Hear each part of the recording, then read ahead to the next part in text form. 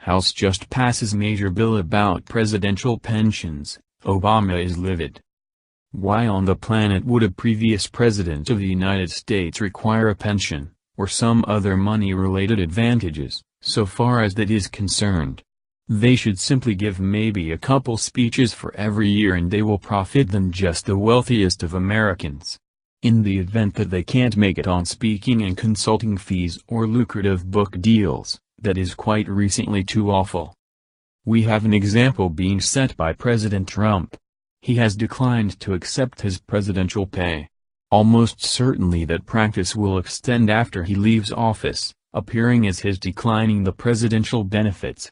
While this won't settle the deficit, it points toward the first thought that those in elected office ought to be national leaders, instead of those searching for a lifetime salary from their government service. Surprisingly, Mr. Trump won't need to settle on that decision to decay the presidential pension. The House just voted to cut the extent of pensions for mogul past presidents.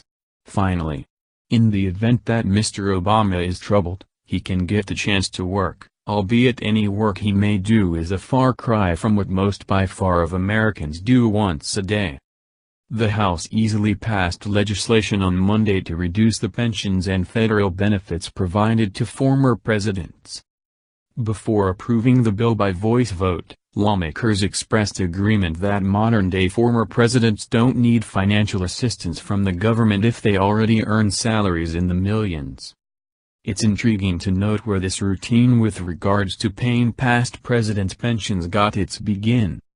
Under a law established in 1958, former presidents are eligible for an annual six-figure pension, plus funds for staff salaries, office space and other expenses.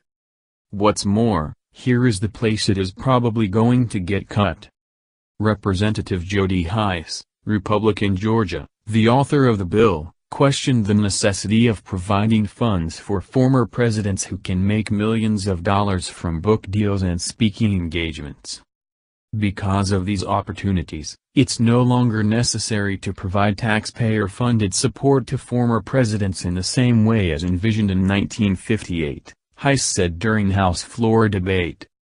Mr. Obama vetoed a comparative bill, guaranteeing worries over the fate of presidential staff members and the security of past presidents. Whatever. This time around it will be President Trump who will have the chance to sign the legislation. Also, there ought to be no uncertainty regarding what this president will do. What do you think about this?